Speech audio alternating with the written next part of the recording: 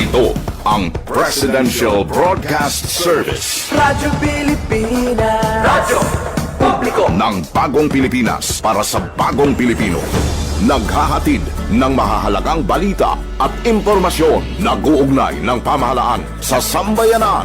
Tulay sa himpapawid ng serbisyo publiko. Radyo Pilipinas. Radyo Publiko. Ang boses ng Pangulo. Sa Iloilo, Radyo Pilipinas. 585 AM. Aming minamahal, ladies and gentlemen, the President of the Republic of the Philippines, His Excellency Ferdinand R. Marcos Jr. Dito lang sa Maynila ito ay gagawin natin sa buong bansa. Nauna lang ang Manila dahil mabilis gumalaw ang Office of the Mayor dito sa Maynila, kaya lagi silang nauuna, silang laging pagka nagbubukas kami ng programa, nauuna sa sinasabi ko, sino yung handa? Sino yung ready? Maynila, pwede na raw bukas. O yan, di punta na ako sa Maynila. Ito po, alam niyo po, itong programa na ito ay aming ginawa dahil ay talagang tinutugunan natin ang lalong-lalo na lahat ng mga kababayan nating nangangailangan ng lahat ng mga iba't ibang bagay. Ngunit ang nangunguna dyan ay yung pagkain. At sa pagkain, tayo mga Pilipino, ay pag pinag-usapan ng pagkain, kailangan bigas. At yung ulam, siguro mas madali na yun. Basta't may bigas, buhay na tayo. Kaya ginawa po namin ay gumawa tayo ng programa para nga tiyakin na lahat ng ating mga kababayan ay kahit papaano may kinakain. Alam niyo po, noong una akong umupo, may nagtanong sa akin na reporter, tinanong sa akin, ano talaga ang pangarap mo dito sa administrasyon mo? Sabi ko, sana pagbaba ko bilang Pangulo ay masasabi ko wala nang gutom na Pilipino. Kaya po aming patuloy na ginagawa ito. Ginawa po natin ito sa pamamagitan ng tinatawag na LGSF, yun ay Local Government Support Fund. Ito ay isang pondo na matagal na doon. Governor pa ako, nakikita ko na yan, pero wala kaming nakikita na bumababa sa local government kung saan-saan, hindi ko kung saan-saan nagagamit yung pondong yan. Kaya ang ginawa ko ay tiniyak ko na talagang local government ang mabibigyan ng tulong. At dahil talaga dapat sa kanila yung pondo na ito. At pangalawa, mas mabilis gumalaw. Pag inaantay natin ang national government, siyempre malayo ang pupuntahan ng pondo yan. Ang daming mga papeles na kailangan gawin, daming mga dokumento. Tapos iisa-isahin ninyo yung bawat probinsya, bawat lungsod, iisa-isahin nyo, medyo matagal.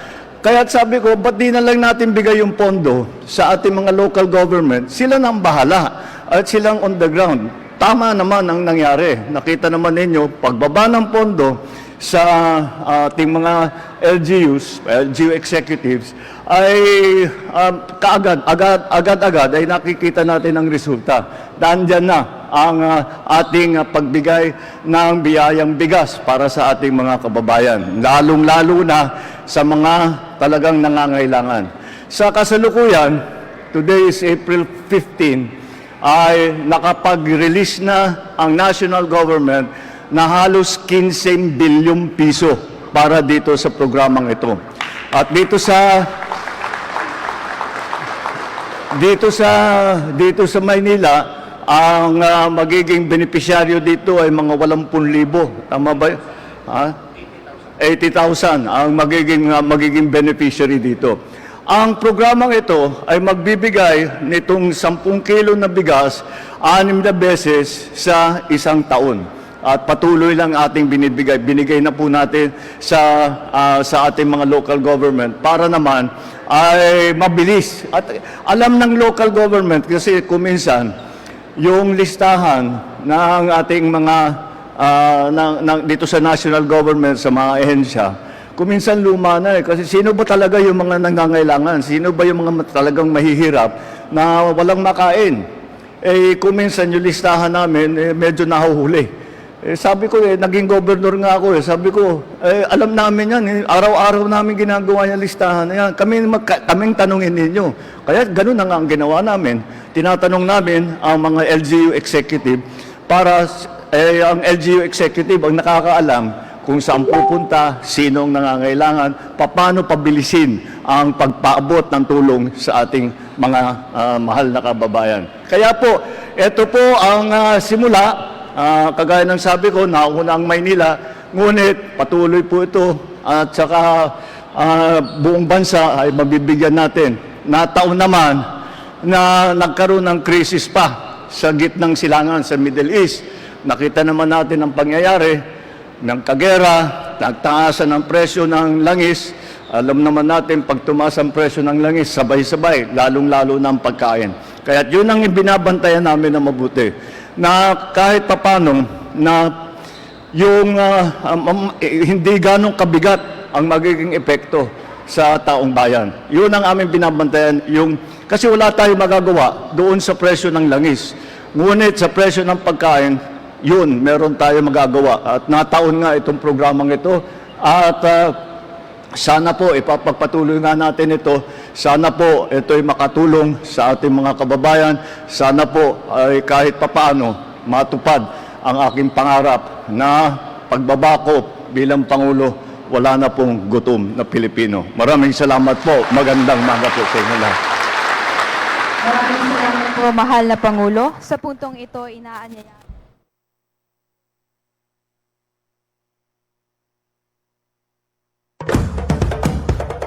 Ito ang Presidential Broadcast Service Radyo Pilipinas. Radyo Publiko. ng Bagong Pilipinas para sa Bagong Pilipino. Naghahatid ng mahahalagang balita at impormasyon na guugnay ng pamahalaan sa sambayanan.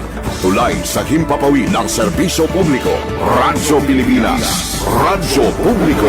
Ang boses ng Pangulo. Sa Iloilo, Radyo Pilipinas. 585 AM. Oras sa Radyo Pilipinas, Philippine Standard Time, alas 8:44 sa aga. Good morning sa aton sining mga tumalanaw. Nabatian naton bagulang ang mensahe ni President Ferdinand R. Marcos Jr. Ginpaunahan niyo dyan ang rollout para sa biyayang bigas para sa Maynila program. Nga ginhiwat dito sa may bayan sa Manila. Ang nasambit nga programa, ang biyayang bigas, ang ginpondohan sa Office of the President, pinaagi sa financial assistance to local government units nga nagabalor 286 million pesos. Sa idalom sa nga programa, magahatag sang rice subsidies ang LGU sa mga vulnerable sector kag mga empleyado kon trabahador kung sa diin ang target nila is 80,000 ka mga pamilya nga suportahan sang rice subsidy sa sulod sang 6 ka bulan. Ito importante, bisan may ginatubang kita nga krisis, ang aton nga tiyan may unod gid. Amo na ang goal kun nga ang pagkaon isa sa mga priority gid nga ayuda no nga mabaton sa aton sini nga mga tanan nga sektor, especially ang mga lubos gid nga naapektuhan. Kag ang maayo nga balita kay sige-sige ni no, ang pagpanagtag sang ayuda, may bugas, may fuel subsidy, ulat-ulat na kamo kay ginapasunod ina no, kag diri sa Iloilo City. Kag sa iban pang lugar sa nagdigad na panagtag na kag suno sa DSWD magapadayon pa ang tagtaganay. Anyways, ang diriya sa may local government unit, padayon man ang pagpangita sa pamaagi sang tagsa ka LGU. Agod makabulig sa mga kauturan naton, especially ang sa vulnerable sector, nga mahagan-hagan ang epekto sang energy emergency. Lalo lakip na dira-diri sa may Iloilo City ang pagpatigayon sang community kitchens kag fuel subsidy program. So, ang ginahulat pa naton dyan after sang una kaduha ka barangay sa may Kalaparan kag sa Boulevard, ginaulat pa naton kung dugangan pa bala ini or may iban mga barangay kung sa diin i-activate ang community kitchen no, ang pagkaon gid ang ginatagaan naton sa prioridad. Amo na nga ang tunggin pangunahan sa presidente, bugas to nga ipanghatag, rice subsidies nga ihatag sa mga vulnerable sector naton. Imagine sa sulod sang anom kabulan. Si ka na lang ng sudan na lang pangitao nila. May bugas na mo, staple food sa Pinoy, bugas. Ang manami subong sa community kitchen dari sa Iloilo Black iti duwalan ni ka barangay, pero ang mga barangay naton nga iban pwede gid makahimo sang inisyatibo. May mga garden ng barangay na sila sa muna na siling naton sa nagligad, may mga utanon na sila nga gina encourage sila nga magpananom kagkit-anta nga may mga best practices ang city agriculture naton sa sini.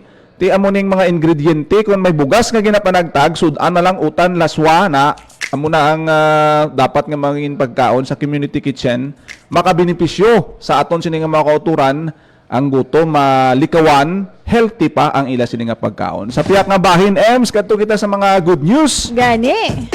Dasigon ta niya buhang flyover kag aganan flyover ginbisitahan ni DPWH Secretary Vince Dizon. Ang maayo nga balita, ang buhang flyover buksan sa Mayo. Kay ara na sa final stage ang rectification da, kay may litik nimo tigin tan-aw ni Secretary Dizon kahapon daw manog tapos na gid. So hopefully by May mausar na ini kay grabe traffic da sa may area sang buhang. Sa aganan flyover naman niya ang target diri nga magamit gid ang aganan flyover December of 2026. Pero hindi ini nga 100% nga mangin operational na ha, kundi ang one lane lang amo nang good news kay ti magamit ini ang promisa diri daan sa DPWH nga magamit na ina sa December. So magamit ina gin klaro sa DPWH pagi kay Secretary Dizon, magamit ina ang half lane kay ti 4 lanes na mo. Ang isa ka lane ang southbound from Santa Barbara going Iloilo City amo na ang i-open sa mga motorista, pero ang guwa sina kay duha ka lane masugat anay na da, no? Ang duha ka mga lanes abi, no? Ang going Iloilo City kag ang from Iloilo City going Santa Barbara. Ti diri naton makitaan nga gina Kadunan gid. kadtuan halin mo January pa lang to nagbisita si Secretary Dizon. Ginbalikan niya na dayon. Pagka Abril ari na siya, tiwa kibota ba sa Hunyo ari naman siya balakay ti ang mando ni President Marcos tutukan gina kay ang hambal niya ang aganan flyover kag ungka flyover isa ini sa mga proyekto nga daw nagguba gid la sang image plus ang DPWH kag kinahanglan nga ma-revive linya kung hindi tani karon pag balion kag tutukan madumduman lang permis ang tawo nga amo ni delay ang proyekto naghatag huol sa ila, so at least maski pa paano subong ang effort ginadouble sang DPWH may tumok halin sa babaw sa aton presidente nga tan-awon kay pasiguro nga maayo ang obrahan. Ipabati tabla no ang interview sa kay Secretary Vince Dizon kahapon dira sa may Pavia sa iya sini nga pagbisita sa Aganan flyover.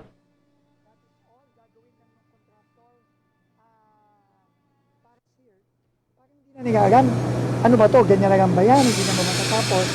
So now, we are talking about a timeline of December this year para matapos yung southbound, no? Pero ngayon, napapansin nyo, ito, we are already in the final stages of jet grouting. Ayun nyo naman yung problema dito, na bumabagsak ito slowly, no? Ibig sabihin, hindi tama ang pagkagawa ng mga columns natin. So we will never sacrifice yung safety ng mga kababayan natin dito. No? So now, they are now in the final stages of jet grouting. We think we can finish jet grouting by end of May. Yes. Tama? No? So si RD, ang bago nating RD dito, is telling me that we can finish the jet grouting by end of May. And that will now allow us to start pouring concrete dito sa ating flyover. So, and then we will also start already. Nabatian si Secretary Vince Dizon kahapon sa iya sining pag-inspect una buhang flyover dasig lang to siya kay ti gamay mo lang tong mga litik sang nagligad. Ang ginatutukan gid subong ang Aganan flyover kay ang phase sa subong nga ginahimo final phase na sang jet grouting. So ang jet grouting activity amo ni Blaems ang pabaskog sang pundasyon niya ti piladaan na kadalag ko nga haligi da mo dapat ulaan na i-inject na sang concrete sa idalom para nga hindi siya mag-usmod kay kung tanaw na to nang ginhalinan gid sini ang ungka flyover kay isa lang ang disenyo, isa lang ang kontraktor. So para nga hindi na lang bala matabo ang pareho sa ungka flyover ginunahan na nga daan nila no sang jet grouting activity. So ara na sa final stage, hopefully matapos subong nga Mayo, kag once matapos ina ang next dira maano na sila, maula na sila sang concrete nga mga materials. But silingon pwede ka nakakarga load sa babaw sang mga mabugat nga mga materyales kay ang imo nga pundasyon sa dalom secure na no.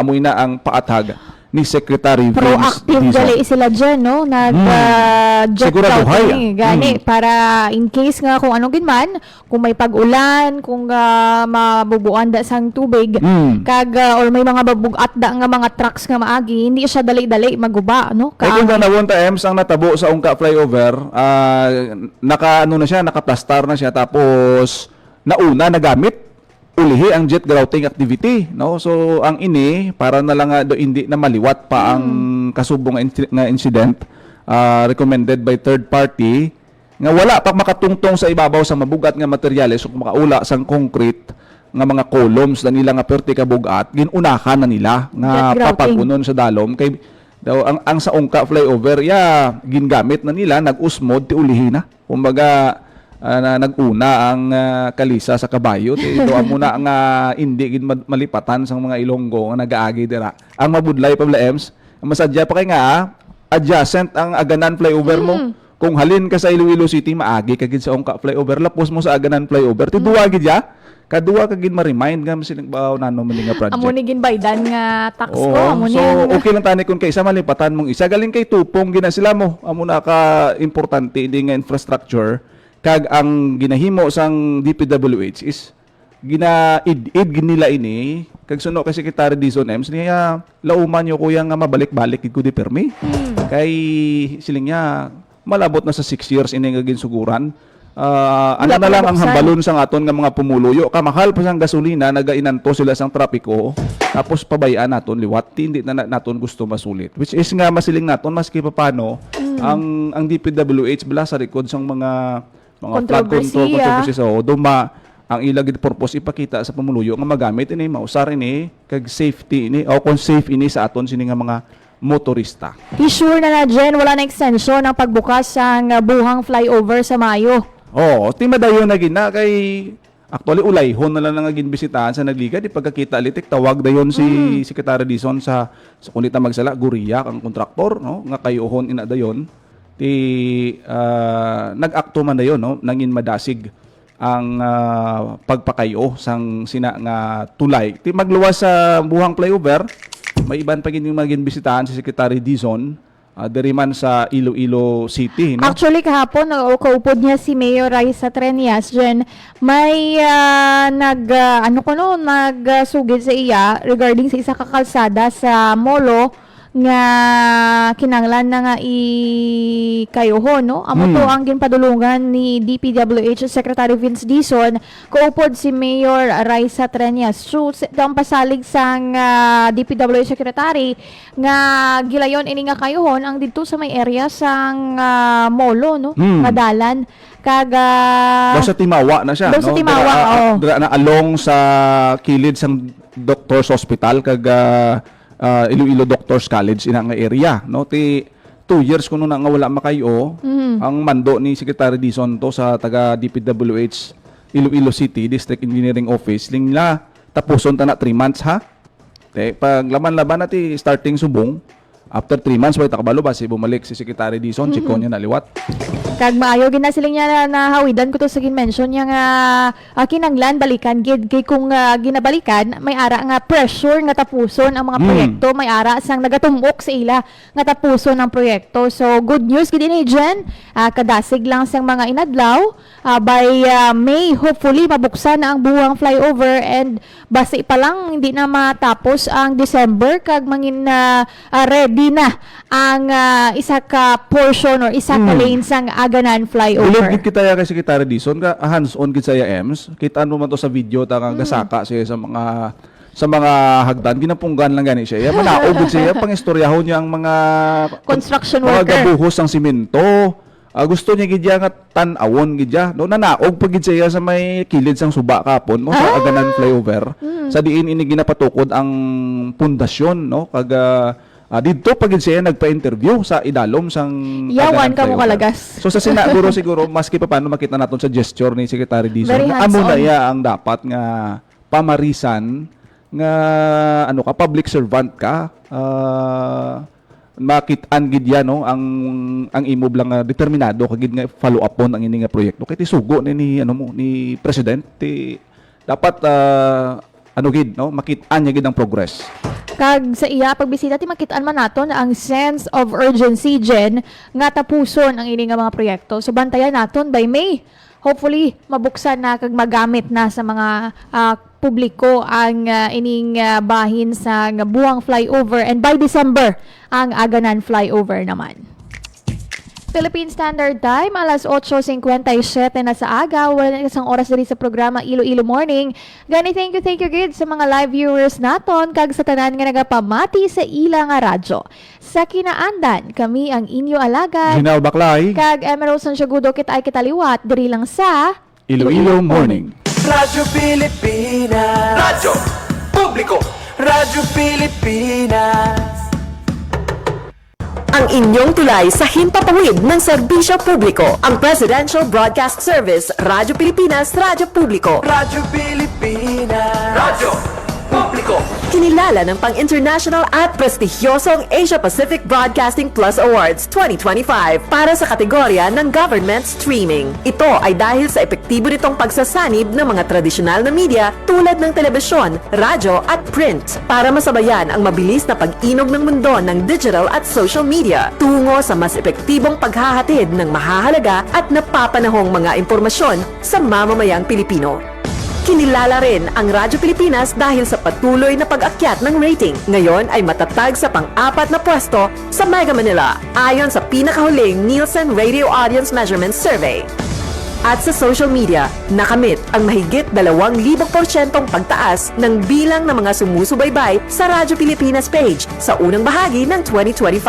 Patunay ito na ang inyong Radyo Pilipinas Radyo Publiko ay tunay na kaagapay ng inyong pamahalaan sa paghahatid ng serbisyo sa mga mamamayang Pilipino. Mula sa aming lahat, sa ngalan ng inyong pamunuan at mga kawani ng Presidential Broadcast Service, kasama ang inyong mga himpilan ng Radyo Pilipinas sa buong kapuluan. Maraming salamat po sa inyong lahat, sa inyong pagtangkilik at pagkilala. Radyo Pilipinas. Radyo